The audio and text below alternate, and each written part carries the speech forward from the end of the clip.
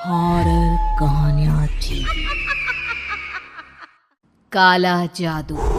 अपने बेटे रिशु के माथे से टपकते हुए पसीने को देखकर सविता की हालत खराब हो गई। ऐसा आज पहली बार नहीं हुआ जब रिशु नींद से घबरा कर जागा है। हाय मेरा बच्चा, न जाने किसकी नजर लग गई है तुझे। जब से मेरे बच्चे ने 10वीं के एग्जाम में स्कूल टॉप किया है तब से रोज बुरे बुरे सपने आने लगे हैं। हाँ माँ, मैंने आज फिर से एक काले साए को देखा।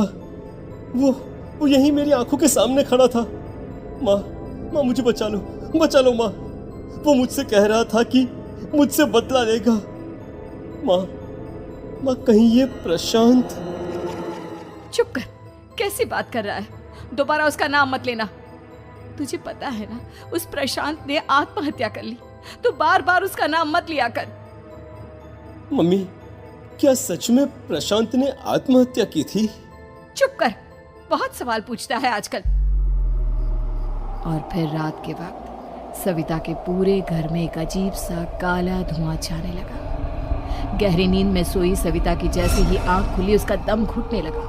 वो दौड़कर रिशु के रूम की तरफ गई जहां उसके दरवाजे पर घूमती एक काली परछाई देख वो बुरी तरह से घबरा गई। कौन है वहाँ? कौन है?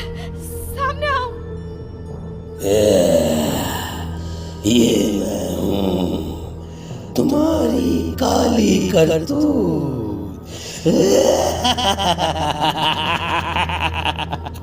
और अब मैं तुम्हारे बेटे को ले जाने आया हूँ।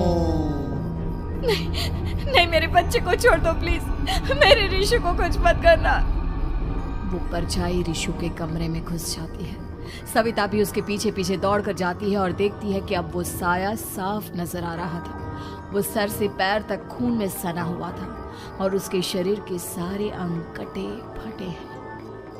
क्या चाहिए तुम्हें? तुम जो बोलोगे मैं करूंगी, लेकिन मेरे रिशु को छोड़ दो। उस परछाई ने रिशु को गर्दन से पकड़कर दीवार के सहारे हवा में उछाल दिया। रिशु जोर जोर से चिल्लाने लगा। माँ बचाओ मुझे, बचा लो माँ, ये मुझे मार डालेगा। माँ मुझे बचा लो माँ। नहीं ऐसा मत करो, मुझे मार दो लेकिन मेरे बच्चे को छोड़ दो। मैं तुम्हारे आगे हाथ जोड़ती हूँ। वो परछाई रिशु को जमीन पर गिरा देती है और अचानक वहां से गायब हो जाती है। रिशु, मेरा बच्चा, तू ठीक तो है ना? कुछ बोल बेटा, क्या हुआ है तुझे? मैं ठीक हूँ माँ। क्या हुआ था यहाँ पर? कुछ नहीं बेटा, कुछ नहीं। तू परेशान मत हो। हम कल ही गांव के बाहर जो तांत्रिक महाराज रहते हैं उनके पास चलेंगे। ठीक है माँ, हम जल्द ही उनके पास चलेंगे। मुझे बहुत डर लग रहा है माँ। ये बार बार मुझे डरावने सपने आना, ये सब हमारे साथ क्यों हो रहा है माँ? अगले दिन सविता अपने बेटे रिशु को लेकर गांव के बाहर तांत्रिक के पास जाती है। जिस जगह पर तांत्रिक रहा करता था वो जगह बहुत डरावनी थी। चारों तरफ कंकाल और खूब भूतियां नजर आ रही थी।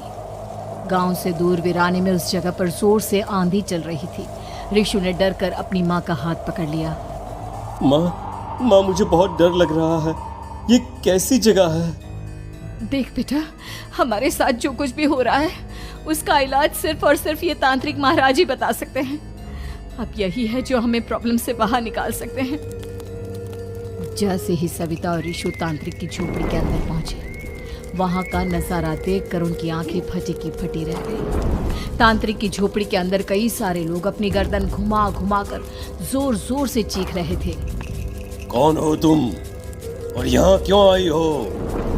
महाराज, मेरे बेटे को कुछ दिनों से एक डरावनी काली परछाई नजर आती है और कल रात उसने मेरे बेटे पर हमला भी कर दिया।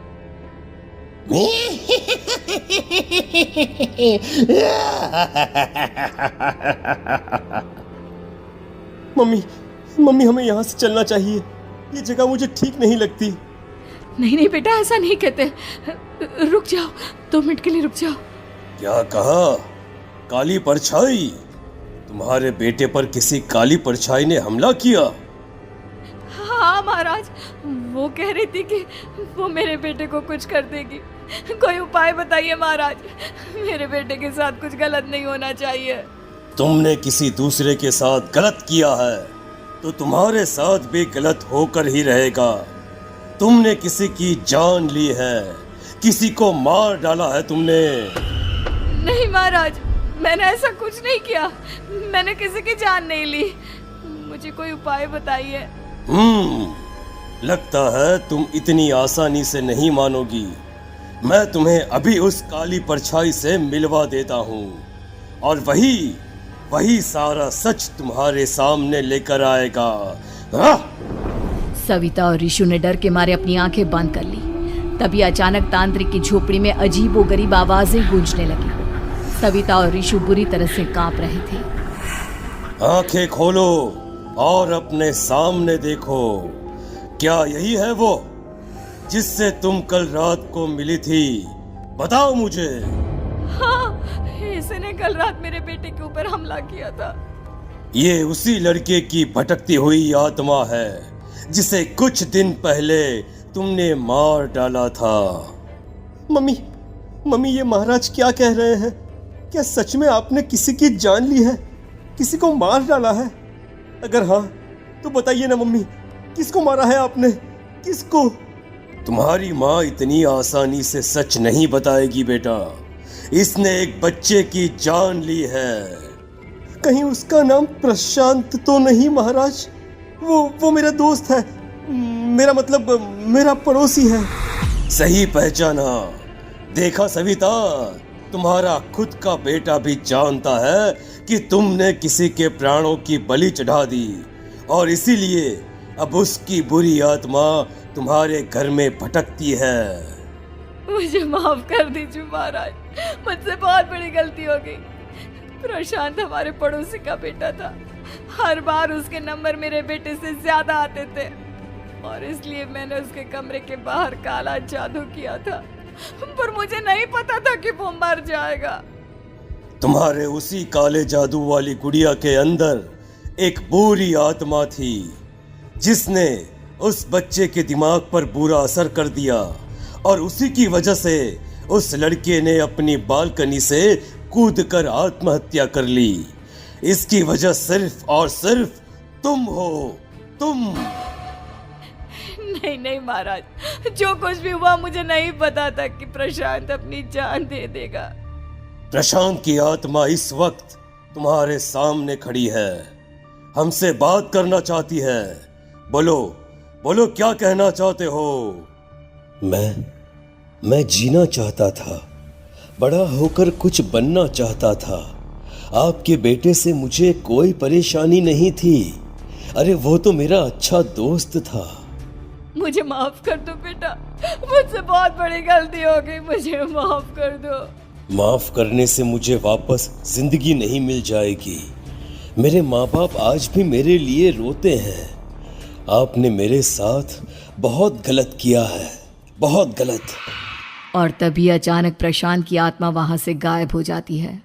सविता जोर जोर से रोने लगती है। सुन लिया तुमने? ये तुम्हारे अपने ही किए हुए पाप हैं जो इस तरह से तुम्हारे सामने आ रहे हैं।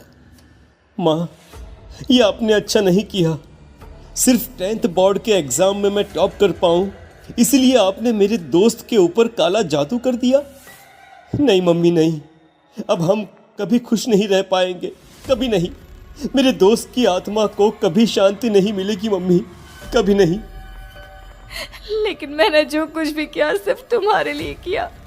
वो लड़का हमेशा फर्स्ट पोजीशन पर आ जाता था और इस वजह से हमेशा तुम्हारे मार्क्स कम पड़ते थे। मैंने तो सिर्फ उस पर एक छोटा सा काला जादू किया था बेटा। मुझे क्या पता था कि उसका ये नतीजा निकलेगा। जिस गुड़िया को तुमने उस लड़के के कमरे के दरवाजे पर लगाया था, दरअसल उसके अंदर एक बुरी आत्मा का प्रवेश हो गया था, जैसा कि अक्सर काला जादू करते समय हो जाता है। मुझे अपनी गलती का एहसास हो गया है। मैं प्रायश्चित करना चाहती हूँ, आप बताइए मैं क्या करूँ? प्रशांत के घर जाकर उस काली गुड़िया को वहां से निकालकर यहाँ लेकर आओ। मैं उसे आग में जलाकर राख कर दूंगा और उसके बाद प्रशांत की आत्मा को हमेशा के लिए मुक्ति मिल जाएगी। अगली रात सविता चुपचाप अपने पड़ोसी प्रशांत के घर जाती है। प्रशांत के माँ बाप प्रशांत की मौत के बाद उस घर को छोड़कर हमेशा के लिए वहां से चले गए थे। जैसे ही सविता उस घर के अंदर कदम रखती है, उसका सामना अजीबोगरीब हैवानियत से भरी आवाजों से होने लगता है। ऐसा लग रहा था जैसे कोई बुरी तरह से चीख रहा हो।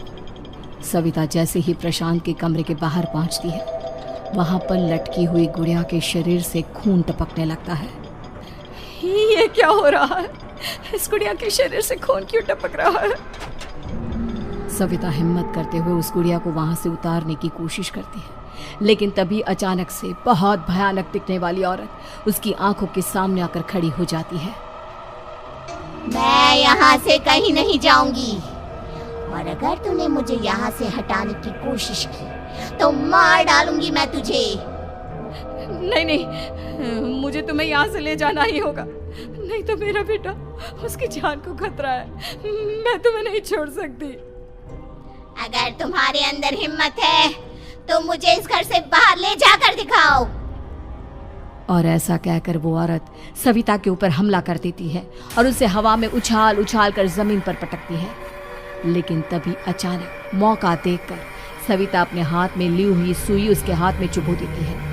हाथ में सुई लगते ही वो औरत जमीन पर तड़पने लगती है। ये क्या किया तूने? ये क्या कर दिया? तुझे ऐसा नहीं करना चाहिए था। तांत्रिक ने मुझे कहा था कि तुझसे जीतने का सिर्फ यही एक तरीका है जिससे मैं अपने पापों का प्रायश्चित कर सकती हूँ और अपने बेटे की जान बचा सकती हूँ। और उसके बाद वो डरावनी दिखने वाली औरत एक छोटी सी जादुई गुड़िया में तब्दील हो गई और सविता ने उसे ले जाकर तांत्रिक को दे दिया। तांत्रिक ने जादुई गुड़िया को आग के हवाले कर दिया।